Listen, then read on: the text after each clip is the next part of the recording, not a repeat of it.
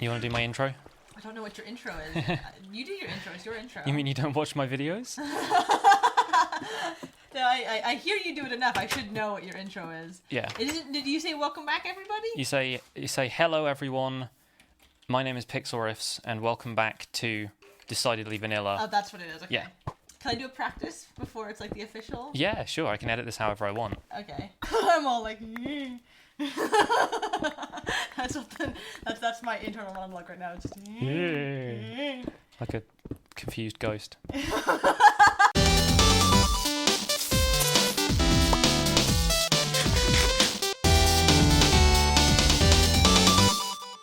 Hello, everybody. My name is Pixlriffs, and welcome back to the Decidedly Vanilla. That was very good.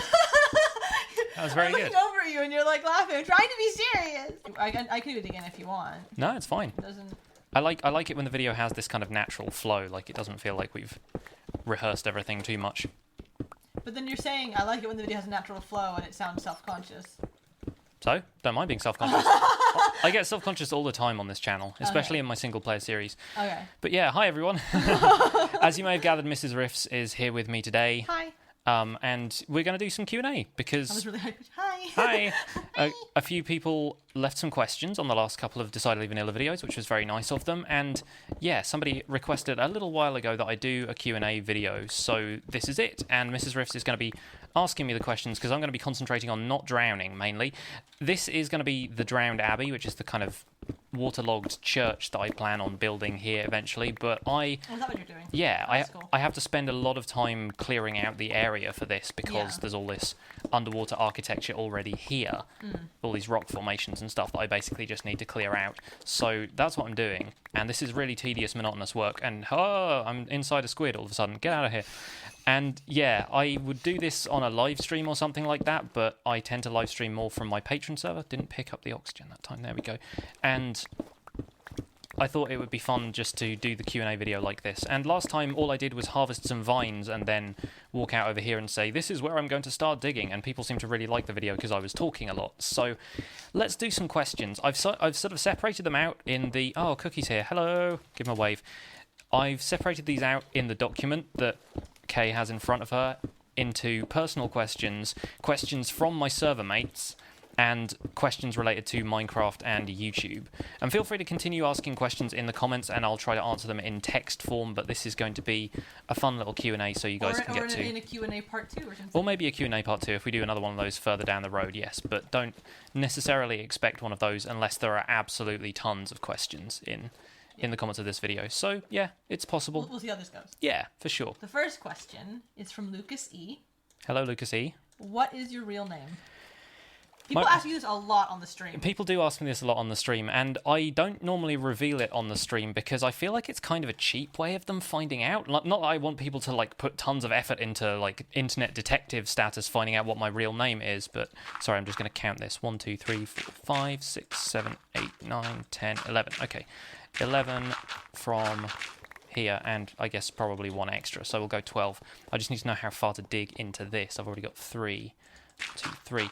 Yeah, my real name is Johnny, but I would prefer people don't call me that in comments. Like, it's kind of strange. I've created this internet identity for people, and for some reason that's not enough for them. And I'm not trying to like, you know, call anybody out for it or something. Like it's fine you guys knowing that that's my real name, but I would prefer if people keep calling me Pixlriffs. I feel like there's this weird culture on the internet where if you know the real name of somebody who has this really strong internet identity and maybe is a little bit more protective, then you're somehow like you have inside information and that you know like more about them. And with the exception of a few people around here who I'm either on the server with or related to, or I've spent a little bit more time talking to, you guys don't know me all that well.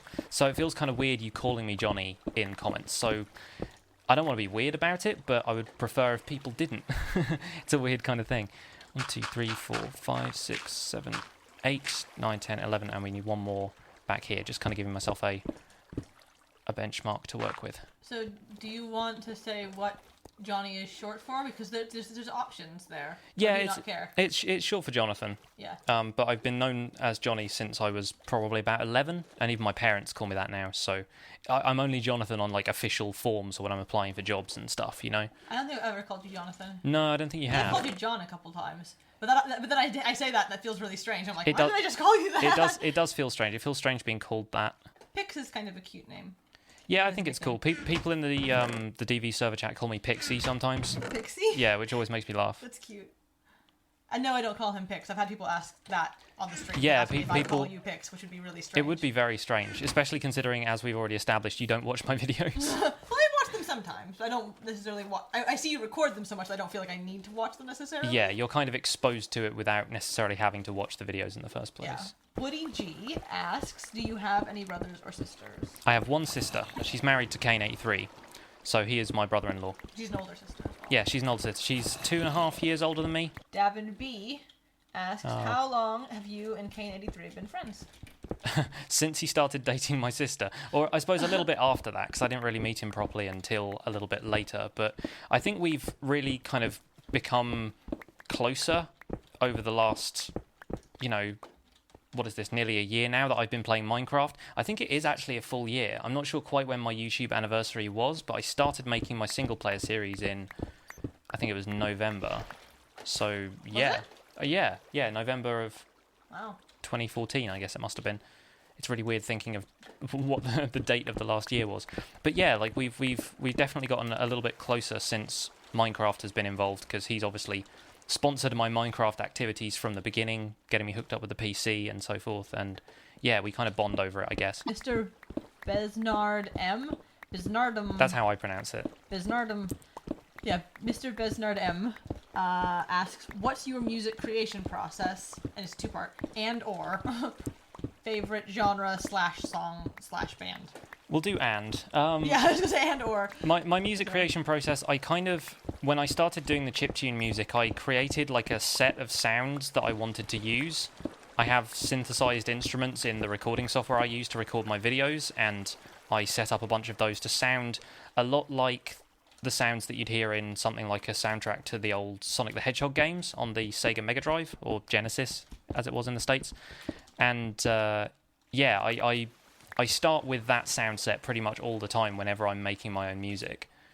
And I just mess around with a couple of musical ideas until I think of something. And usually it ends up sounding a little bit like... It's got to have a lot of melody when you have that kind of music, because there is not a lot of textural variation in synth instruments that sound like they're like from the 90s, you know? It's never going to sound like an orchestra, so you have to go really, really heavy on the melody.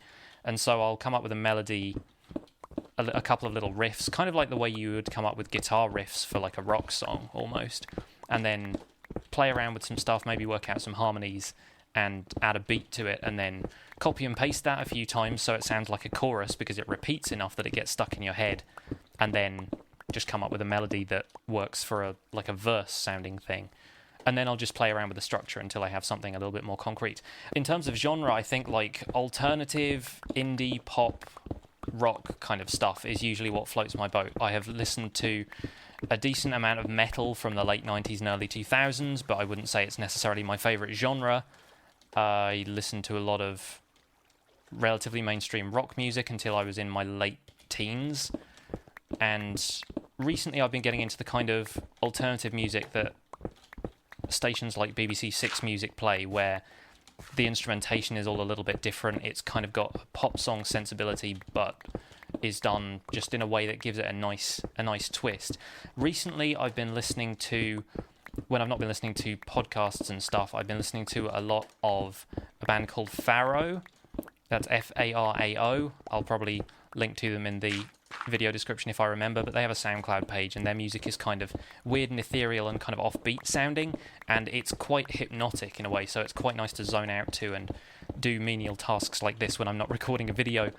And aside from them, my personal musical inspiration for the stuff I write right now is Ivy and Sarashu, who do the music for the Cartoon Network show Steven Universe, which is one of my favourite cartoons ever, probably, and is kind of currently airing, although I think they've finished until next year, which really sucks, because I want more episodes of that show. But Yeah, we're like, please come back. but yeah, they do a combination of like piano and chiptune. And piano players have always kind of fascinated me because I'm not that great at the piano. I can play bits and pieces. I know how a piano works, but I can't get my two hands to do separate things all of the time.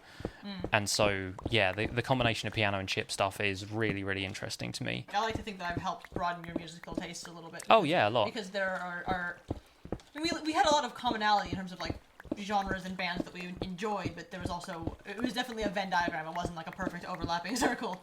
I think pretty much everyone who's important in my life has helped shape my musical taste in some way. If I had to pick anything from Ivy and Sarashu's catalogue, it would be, I think it's called Lonely Rolling Star or something like that. It's from their album The Black Box, which isn't actually part of the Steven Universe soundtrack, but it's really good. That and Sujalight's theme. Oscar H asks, there's a very specific question after Yes. that kind of broad one, is which version of Howl's Moving Castle do you prefer, the book or the movie? This is because I named a couple of my pickaxes on the modded series after Howl's aliases. Oh, really? So one is called Howl, one is called Pendragon, and the other one is called Jenkins. Oh, And dork. yeah, well, No, I it's just... cute. I'm not saying it's a bad thing. It's Yeah, I named the first one Pendragon just on a whim, and then kind of went, oh, okay, we'll name the next one Jenkins, and it kind of went on from there. And yeah, I really love the movie. The movie was the first one I actually had any experience of. I read the book later, and I feel like sometimes when you really love a book and then you see the film adaptation of it, it never quite measures up, whereas if you see the film adaptation first, then you're a little bit more forgiving if you're comparing the two. In my experience, at least, you're definitely a little bit more forgiving of the movie, but I definitely know people who, you know, won't watch the movie of their favourite book because they think the book just absolutely puts it to shame. It's going to be destroyed. Yes, exactly. Baby zombie villager on a chicken. That's the rarest type of chicken jockey imaginable. But yeah, people who saw the Watchmen movie after having read the book and kind of, you know, maybe they'd read the book when the comic was originally coming out, really didn't like the movie that much, whereas I saw the movie and then I read the book, and the book itself is fantastic, and I still think it's better than the movie, but I would not absolutely slate the movie in that respect. But anyway. I do think that if you watch like a film or a show adaptation of something and you get really into it, and then but you've never read the book, and then you go back and read the book, it gives like this whole nother like depth and appreciation of things, and it's like, you know, you see all this other world building that maybe you know don't get from the show because there's not, you know, or the movie because there's not enough time to show that whole kind of backstory of a certain character or their inner monologue or whatever. The movie version and the book are very, very different too. Yeah, you have to treat them as different entities because they're not going to be the same. Yeah. It's just not possible. I kind of take the Hitchhiker's Guide to the Galaxy route when it comes to that kind of stuff. Like, every iteration is different, and that's totally fine. Yeah. In fact, it's often planned that way for very specific reasons. Yeah. So yeah, I'm kind of okay with it. I think I'd probably prefer the film if I had to, you know, Pick book or movie. if I had to pick. But wow, that's a large space now. Intense looking, yeah. Yeah. I need to go and make more potions because I think I've run out. Synchronized Gamer asks favorite book/author. This is the same as the music one. It changes all the time. I think one I will always go back to is The Gone Away World by Nick Harkaway, which is kind of literary fiction, but kind of more out there and fantastical than Kind of like most literary fiction. sci-fi Yeah, it's got adjacent. It's got bits of sci-fi. It's kind of a post-apocalyptic thing, but there's flashbacks to before the apocalypse. There's kung fu in it. There's a bunch of crazy philosophy, And it's not like a normal apocalypse. It's not like zombie apocalypse or like there was an atomic bomb and everything is just like a wasteland Mad Max kind of apocalypse. Like, it's a very different sort of apocalypse. It's got a couple of Mad Max vibes in it, in that they're all like truck drivers and stuff. Yeah, no, that definitely has that feel, but Yeah.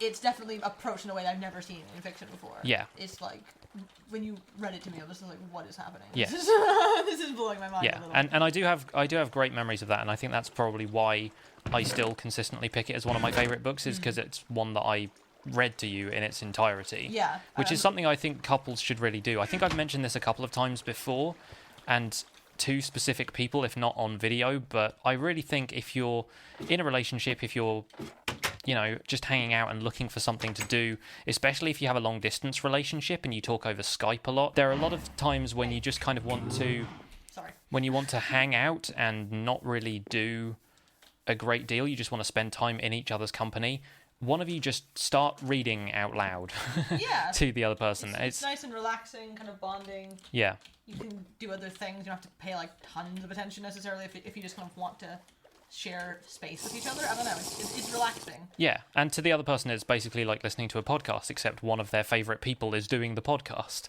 You mean an audiobook? Yeah. Well, no, that's. I mean, it could be a podcast, but yeah, that kind of vibe anyway. Hey, how about we don't? Sorry if you hear me snapping at something. Yeah, Sebastian is trying to eat the printer. Yeah. Sorry. Next question. From Lily Trout. Are you going to get a dog anytime soon? Well, the 2 cats are enough of a handful. Yeah, this transition interestingly. Yeah, as you've just heard. No, we're probably not going to get a dog anytime soon. I would love to get a dog at some point in future. I have nothing against dogs. Fantastic animals, really nice. A lot of them are very high energy, which is something I would have to get used to, considering our cats are very chill most of the time, except when Sebastian wants food, which is when he starts eating the printer. But yeah, I would like to get a dog, but the anytime soon is kind of a key part of this question. So the answer to that is probably no. Yeah, we don't have enough space. No, we don't have enough space. Yeah, our apartment is not the smallest. It's actually quite large for what we pay, but it's kind of not big enough for a dog, especially when there are already 2 cats in it. So I feel like we'll have to give the dog a miss until we have maybe fewer cats or maybe just like a larger space. Yeah, and more time to like devote to taking care of the yeah dog. exactly, because you don't want to get a pet and then not be able to care for it. Exactly. Yeah, pets in the idea of like, oh, they're so cute, I just want to have something to cuddle, but it's like, yeah, but they depend on you and you need to be able to give them the amount of time and care and, you know, the right food and oh wow. Yeah, I found a cave. Was not expecting that. Hello. So the drowned abbey is going to end up sort of halfway into this cave formation That's back here. cool. Yeah, that'll do. Clandlewood asks, why is Clandlewood your favorite person on the server? Because he's so good at taking my money, as people may find out in his video later, unless it's already come out, in which case go to Clandlewood's channel and check him out. No, Clandle is a great content creator. Like, all jokes aside, he's very, very funny and very good at what he does. What he does is mainly build stuff and ramble while he's doing it, and he does the rambling very, very well. A lot of the times he'll talk about topical stuff that he's read in the newspaper and he found particularly amusing, that kind of thing. So, yeah, regardless of like all favoritism aside, Clandlewood is a very cool video maker, very top bloke. You should check him out. Top bloke. Yes. And Kane83 asks, what are the implications of particle exchange symmetry for a 2-electron wave function? African or European? He's evidently trying to bamboozle me with science. Ah, there's lava there and I almost just fell into it. Never mind. Are there any diamonds? I haven't gotten diamonds on this server for a while. Not like naturally, anyway. People have been paying me for the occasional commission thing. Is that a Back to the Future reference? It might be. Somehow that seems like it is, but I don't know. I did Google. Is the answer actually 1.21 gigawatts or something? I did. Yeah, I don't know. I did actually Google particle exchange symmetry, and all I got was a Wikipedia article. I didn't get an instant like IMDb quotes page or anything. Okay. So I don't know. it is potentially. It just somehow seems like that. Yeah, could be wrong. it seems like it might be a Back to the Future reference, and given that it's Kane, I wouldn't put it past him. Exactly. But That's why. Anyway. Creeper in a hole. Oh, he's out. See if we can get the skeleton to shoot him. Get a record. Get a record. Do it. Oh, no. Fair enough. That was the limit of my backwards walking ability right there. This has turned into a caving episode, but that's fine. Q&A caving. It can happen. Kazra asks. A witch. Oh, and is oh gosh. It's all happening. It's all kicking off. Right, continue with the questions. No panic. Kazra asks, why did you start Minecraft, and how would you rate it out of 10? I would rate Minecraft 10 out of 10 purely for value for money, if nothing else. I can't remember how much a Minecraft account costs in pounds, but it is not that much considering I have got so much time out of it, and YouTube content and stuff. Like, it's considering that I'm now earning a bit of money through the kind donations of my patrons on Patreon, it's basically paid for itself several times over at this point. So, yeah. Aside from that, though, Minecraft is a fantastic game. It's all about creativity and what you can do with the resources you have and stuff. Just the community as well is Yeah, fantastic. the collaborative kind of aspect of it, I think. Yeah, it's so cool. And the stuff people can build still blows my mind. Why did I start Minecraft? Mainly because somebody had just given me an Xbox, and it was a game that I'd always thought, yeah, I'll give that a try sometime. Like, I'd heard of Minecraft a long time before I played it. It had kind of been in like the back of my mind, and I'd heard a lot of people talk about it, but I never exactly knew what the big deal was. But then I got it on Xbox, and yeah, I got hooked pretty much immediately. I was playing it most days when I got home from work. Derek B asks, was your Pix Plays Minecraft video your first ever Minecraft world? It was not, because I started on Xbox, and that was definitely a PC world. And you can kind of tell, because it's my first time exploring that world, but I kind of know more or less what I'm doing.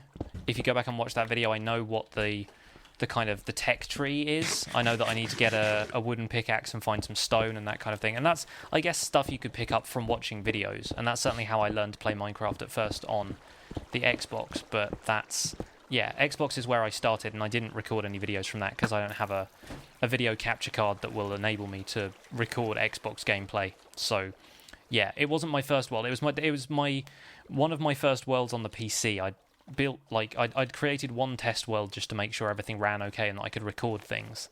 And then it was, yeah, definitely. And then you created a new thing for the purposes of the channel. Yeah. Yeah. Multi-Mushroom 11 asks, what do you think is the best part of Minecraft 1.9? 1.9. 1.9. Okay. That's tricky. I think either new blocks, which I'm very excited for. Really, really like end rods. Looking forward to those. End rods? Yes, they're new light sources. They're basically like torches, but they look a lot more like modern interior lighting, kind of like strip lighting almost. And you can place them horizontally and vertically. They can kind of stick to a surface. Oh, that's cool. And unlike torches, they don't, like, with torches, if you break the block that they're standing on or attached to, then they go away. End rods stay where they are, so they can be kind of free floating as well. And interesting. They look really nice. I like them a lot. That's cool. And yeah, those I'm very much looking forward to. That or the wings, because yeah, elytra is how I think they're supposed to be pronounced. Yeah, they look fantastic. I'm not sure exactly how they're going to work in survival in terms of people acquiring them, especially on large multiplayer servers. But it's going to be really interesting when people do, and they have fantastic potential for like mini games and stuff in the meantime. Definitely. Sugar Shock asks, where do you get the inspiration for builds and tutorials? For build, it kind of all comes from my head. And I know that's kind of that's not necessarily the answer people want, because they want to be able to like emulate it. And a lot of people say like, I want to play Minecraft, I want to build some really cool stuff, but my imagination kind of holds me back. For me, I've always had a pretty active imagination. I've always wanted to kind of create little stories and stuff. And Minecraft is a way of doing that. The whole Nameless Ruin idea came from, I think it initially came from the idea for this place, for the Drowned Abbey. I just wanted to create something that was underwater and was kind of all broken down. And I thought, well, why don't I create like an entire town that's like that? And then as for the other stuff, I started the Republic of Mushroom on the old Decidedly Vanilla server because there had already been a ton of stuff built on that server by the existing members, but nobody had done much building with Mushroom. So I thought there was my niche. You know, that's a space I can carve out for myself because nobody else wants to do it right now. And nobody had really done like little mushroom houses or anything, so I went with that and then just kind of expanded things from there. If you look at the stuff I've built in there, it's basically what can I do with mushroom that's not just continuous mushroom houses. So I have a tall mushroom made out of stone that's kind of halfway into the cliffside. That's kind of where I kept all of my storage and stuff towards the end. I have a building that looks like a regular kind of, I called it like the Senate because it was supposed to be kind of a government style building, but then if you look at it from the top down, the footprint of it is a mushroom shape. I just kind of picked a theme and went with it. So that's something I would really recommend people do. Like, you just pick either a couple of blocks to use that you think look really good together, or pick like a strong kind of theme. Like, say you want everything to be built around trees, and then you build like a massive tree for your first kind of home to put all of your storage and stuff in it. You kind of build different kinds of custom trees from there, and then, look up pictures of trees to get yourself inspired. You can build large, tall ones that are just there to be aesthetic things. You can build kind of short, round ones for storing chests in and keeping little sort of secret stashes of stuff. You start with one thing, and then you just let your brain do what it wants. You just kind of come up with, like, what is the logical conclusion of this existing? Like, if the whole place is meant to be like a republic based on, the villagers living in mushrooms, then of course mushroom cows with the mushrooms on them are going to be, like, in charge. They're going to be the governors, they're going to be the senators. So that's kind of the way my mind went on that one. And in terms of the tutorials, it really depends. Most of the time it's just me trying to figure out how I can make something from the real world look as real as possible within Minecraft. So anything like, I don't know, for an example, the boombox I created, the kind of Ghetto Blaster stereo thing I created, that was very much like, can I make this as close as possible to look like the real thing in Minecraft? Other stuff like my occasional redstone devices, which I don't do enough of, I really need to do more, but the fact is I'm just not that good with redstone. Those often start out with the same kind of idea, the same sort of, let's build something that looks or functions very similar to how it does in the real world. Never saying no to yourself, just letting your brain do whatever it wants, and ask yourself a few questions like, can I make a functioning barbecue in Minecraft with redstone circuitry? And then just have a go at it in creative until you get it right. That's typically the way I do things. I feel like stories are kind of a key to it as well. Like, Minecraft is an artistic canvas, and you basically just need to find a story you want to tell or a picture you want to paint, and you just kind of go from there. Davin B asks, do you actually care that Pixlriffs was taken, or are you just trying to make your videos more interesting? We're breaking the fourth wall here now. Oh. Pixlriffs is my pet pig. He's very cleverly named, and it wasn't me who came up with the name. I think it was either Zlo or it was somebody else. But yeah, in the quote unquote storyline of Decidedly Vanilla, Zlo has disappeared into the wasteland and has taken my pig with him. Oh, no. But he's fine. He's treating him well. He gave him like a little like a Fallout boiler suit kind of thing, like a blue boiler suit. Although his butt still pokes out the back, so it looks really funny. He actually got followed by a pig at the end of one of his episodes that wasn't my pig, but then he thought, because he'd just basically played a prank on the entirety of our town, he'd built these giant rabbit statues everywhere, and he'd kind of done this Jekyll and Hyde thing where he, becomes a bit more of an antagonist. And speaking of antagonists, yeah, he became a bit more of an antagonist character and decided, well, it kind of makes sense if I've pranked the entire town, I'm going to steal your pig as well. But off camera, we do tend to discuss a couple of plot points. Sometimes there's stuff we want to keep to ourselves just so we can surprise everybody else in the group as well. But a lot of the time we will discuss what we're going to do in an episode just to make sure it's okay, because we are all good friends off camera, even if we don't know each other personally like me and Kane do, and I actually know Clandlewood a little bit from real life as well. We still talk about stuff that we're going to do on the server just to make sure it's okay with the other people first. Doesn't really mess up anyone's plans or something. Yeah. And this is breaking the fourth wall a little bit, so I don't want to talk about it too much, because for some people that's what they find enjoyable about DV is the narrative, suspending their disbelief and kind of imagining that it is this online community and that's kind of all there is to it. There isn't necessarily people don't plan their storyline, stuff just kind of happens in Minecraft, Yeah. So yeah, that's your answer to that one. But you don't plan it out like super far in advance either, though. Like, no, a lot of the time the plot points come from us just kind of mucking around. Like, one person will come up with a really silly idea to do on their own series and not necessarily have everyone else involved.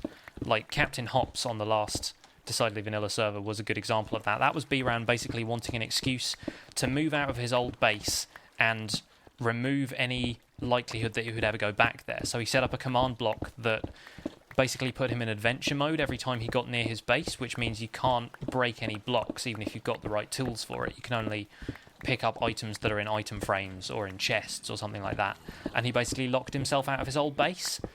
And he was going to just do that and then reset whilst we were still on the same server because he wanted to start somewhere new. And then we thought, well, what if Captain Hops basically forces us all off the old server and we just end up somewhere completely new and reset? And we were talking about joining up with the Cherry Patch guys at the same time. So that's just kind of the way it turned out. We workshopped the Captain Hops idea until it became like a full-blown plot point for everybody on the server instead of just BRAN. Jacko Alpha asks, do you like mules in Minecraft? I have never owned a mule. I've never ridden a mule. I don't have anything against them. I'm not sure why anybody would. But yeah, I don't have any particular reason to like or dislike them. Mules, they're all right. They're pretty much just like horses, except you can't breed them. But yeah, I think they're good. They're useful because you can put chests on them, and you can kind of use them to carry items around and stuff. But yeah, like I've never had the mule experience. The mule experience. Yeah, it's like the Jimi Hendrix experience, only slightly less musical. It's only slightly. It's mulesical. Oh, that was a really bad pun. Pretty bad. Lieutenant Ultra asks, who is your favorite member of Decidedly Vanilla? Oh, that's like asking a mother to pick her favourite child. There we go. Right, a favourite member of Decidedly Vanilla, it's not really a question I can answer. Not really for any kind of, like, political reason. Like, I'm not going to get in anyone's bad books if I actually say something. But I genuinely do like everyone's output pretty much equally. Like, Slow and Page do some fantastic storylines. BRAN does as well, and he's got his whole thing on this server, which is really kind of inventive. I'm going to reverse that question. I'm going to ask people in the comments not to necessarily leave like who their favourite member of Decidedly Vanilla is, because I don't want everyone to just be like, oh, it's you, obviously. Go and check out the other Decidedly Vanilla members' channels, and, you know, you might find a new favourite there. Warrior MW2000? Moi 2000? Asks, which Minecraft mob do you hate the most? It's got to be creepers, hasn't it? I was going to say, it's probably creepers. Well, they destroy buildings, and I'm a builder, so that kind of natural nemesis. Yeah, exactly. They're my natural enemy. Creepers are the kind of thing that you can love to hate in a certain way. Like, it's so satisfying fighting them. There's one there.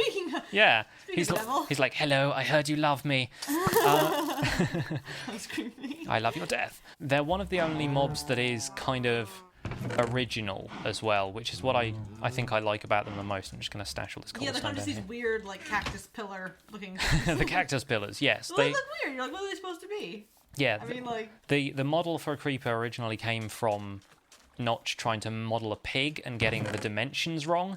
So he got he basically mixed up the height and the length and got them the wrong way round. So instead of being this kind of elongated, like, 2-block long thing like a pig is, it was basically 2 blocks tall, and it was kind of like standing on its hind legs and like had all of the 4 legs kind of bunched at the bottom. Oh, that's really funny. And it didn't have any like texture at that point. But yeah, there's pictures of it, and it looks kind of hideous. But then evidently that's how creepers came to be. You know, they were formed from a happy accident. To put it a Bob Ross way, they were a happy accident. Yeah. And I think that's what makes them cool. Yeah. So you love to hate them. Yes. Yes, I hate their existence, but I appreciate it in a weird way as well. DuckyBoy888 asks, what is the best building you have ever made? That's a tricky question, because how do you qualify best? Well, like, maybe like the one that you're most satisfied with? I think the best thing I ever built in survival was the radio station on the old Decidedly Vanilla server, because that was cool. I really liked the design of that. It was kind of my first go at something a little bit more modern. Yeah. I was stepping into some materials I didn't use before, and I thought it was really well executed, and people did say that's a really cool looking building. There's actually 2 episodes in which I build that in its entirety on camera, and I kind of waffle about stuff, and I say that was kind of the point where I decided, yes, I'm a builder. I kind of classified myself in Minecraft for the first time. I kind of went, yeah, building is definitely what I do. Building is my jam. I think that's a good definition for best as well. Like, it's something that was kind of formative, and it was an interesting kind of challenge for yourself. Mm-hmm. Yeah. Oh, the next question is from Javi T, which is, what is your favorite building you've built and the favorite you've seen? My favourite building I've built is probably... Let's do a creative answer now that I've done a survival build as well. My favourite one is probably the town hall from my patron server, which is also probably the biggest thing I've built. And I think it's just great. It's got two kind of separate wings and then this massive central hall. It's not even fully finished because I haven't done anything in the bit underneath the main entranceway. There's actually kind of a lit up area down there that I wanted to do something with, but I wasn't quite sure. But it's got this big stained glass window at the end, and it's got chandeliers. It's got a space for the banners for all my patrons to go, and it's got like a map on the back of the clock face. The clock face itself is pretty cool as well. And yeah, I'm just really satisfied with how that turned out. And it was built in creative over the space of about 3 days, maybe, on and off. And yeah, I really liked... I love the way that came out. It's kind of an abstract thing. It doesn't necessarily look like a building that could exist in the real world, and it's got some like floating walkways and things. But yeah, it's a lot of fun to look at. Yeah. It's one of those things that still kind of surprises me that I've built it after I look at it. The favourite thing I've seen online, again, varies so often because the Minecraft subreddit is a fantastic place to go if you want to see other people's builds and just go, wow, how have they done that? Tritonian asks, is Prismarine green, blue, or both? Is this a trick question? I feel like it is. Prismarine is actually a ton of other colours as well. I don't know if I'm kind of avoiding the question here. I think of it more as a blue block because there are already a lot of green blocks in the game, and I use it where I would want to put blue in the colour palette. I think it goes really well with kind of yellowy, pale yellow colours. So Prismarine and stuff like Endstone or Sandstone go really well together. So I kind of consider it blue that way. But regular Prismarine changes colour. I don't know if I have any of it to hand so that I could demonstrate. But yeah, the actual block Prismarine changes colour. And there are veins of colour that change from kind of a yellow through to a sort of dark purple. So it can be a whole variety of colours. It's primarily kind of a turquoise-ish colour, which is both green and blue, so it can fit in either colour palette, really. So like it's like turquoisey, kind of tealy blue-green, but it's like opalescent. Yeah. Thunder number 67. What setup do you have for making videos? Another common question. What's your setup? Right. I'm going to find some place that I can pause safely. I'll probably brick myself into a wall over here and then, yeah, see if I can drain out the inside. Here we go. Here's a good place to stop. And I'm going to get my phone out and use the video camera on my phone to record it real quick. Oh, to show the desk? Yeah. Oh. I see. Perspective change. Yeah. So this is my main monitor. This is me inside my little my little dirt shack, and I have a second monitor up here which is used for OBS when I'm streaming, for keeping the recording software out of the way. In the meantime, I'm running Minecraft in 720p windowed because I just find it records better that way, and that's what I'm used to delivering on my channel. That monitor up there just about did 720p, but a couple of pixels were missing either side because it's square. I have two rather large speakers on either side, and those are left over from my days as a music production student, so I have like some decent monitor speakers. Got a little Behringer desk down there that's recording the audio into this laptop, which has all of the questions and stuff on it. Behind the laptop is an external sound card, which is routing everything into and out of the laptop to the mixing desk. And then I get a USB stick, get the audio from the laptop onto this computer, and then edit everything together, which is kind of a roundabout way of doing it, but then it means that I don't use up extra CPU power for the computer whilst I'm recording, by recording the audio at the same time, and I'm just so used to the recording software on the laptop that I don't... I know everything that it's going to do, and I can kind of make the edits I want with minimal fuss. And then if you turn the camera around, this is me. This is the microphone I use to record. This is Christina. This is the microphone that she's using. And yeah, that is my gaming setup tour. Sorry, it's a little bit dark. Hope you guys can see all of that. Syed F asks, would you play GTA 5? I would, Grand but Theft Auto 5 for anyone who yeah, initialism. I would, but probably not for this channel. Main reason being I like to keep my content on here PG, and I know that's not necessarily the way you should define your channel, but when it comes to playing games like Minecraft and stuff, the game has a large user base of mainly children, and I don't want them to get in any trouble with their parents for watching videos that have swearing in, and there's a lot of swearing in GTA, and I know It's a very adult game. it is a very adult game. It's got some very adult themes, actions, words, that kind of thing. And yeah, I'm not really into that kind of genre of game in general. Like, I can appreciate it has a place in the gaming marketplace, and sometimes it's nice to just, you know, drive around and do some of that other stuff and chill out playing a game like that. But I have other games that I go to for stuff like that, and more often than not, if I want to chill out, I will just play Minecraft. Like, I've been playing a lot of Build Battle on Hypixel recently, just for fun, as opposed to for video content or for a live stream or anything like that. So I have other outlets when it comes to things like that, and it's not something I'm necessarily interested in playing for my channel, at least not right now. And by the time, if I ever get interested in playing it for my channel, it'll probably be on like GTA 6 or 8 or whatever by that point. Kenobi 2131? Is that 3 or 5? There's a 3. It's a 3. Could you do a Draw My Life video when you reach 10,000 subscribers? A few people have asked me about this, and I think it's people who came over from OMG Chad's channel, because apparently he did one at some point, and I'm terrible at drawing, so it would either have to be really bad drawings, or I'd have to find some other medium in which to draw my life. I'm not going to say no, because I've not really thought of anything I could do for 10,000 subscribers yet, but I have to get to 10,000 subscribers first. And right now, my channel growth is not, like, that big. Like, I'm gaining a few subscribers a week, but not, like, a huge amount. So it's going to be a little while before I get to 10,000, but that means I've got plenty of time to think about what I want to do. So maybe I will. Look out for stuff like that on the channel in future, and who knows. I'm going to swim back up to the surface and take a look at the work we've done here. This isn't entirely complete in terms of the footprint of this place, but it is getting close, and I still need to kind of transpose some of the stuff that I've done in creative into here so I can figure out how I'm going to do everything. But this is looking pretty good. Compare it to what we had last time around, and this is looking a lot more put together, I think, in terms of like a building space. So next video we might even get around to building some more of this. I say next video, I mean next Monday's video, because on Friday I'll be back in Freehaven and we will see what we can do there. But for now, I'm going to leave you with this. My name has been Pixlriffs. Thank you very much for watching this video. If you liked it, leave a like.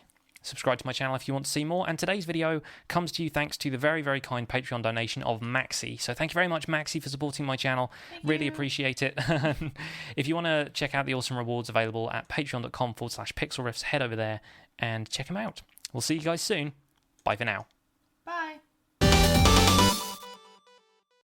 And today we're going to build this house. It's going to be kind of like a starter house, really. All of the materials you got in here are pretty basic. You would need a sheep farm, potentially, for all of the wool and that kind of stuff, and you'd need to find spruce wood and oak wood and that kind of stuff near your starter position, but it doesn't involve any hard-to-get materials, stuff like stained clay, things like that, so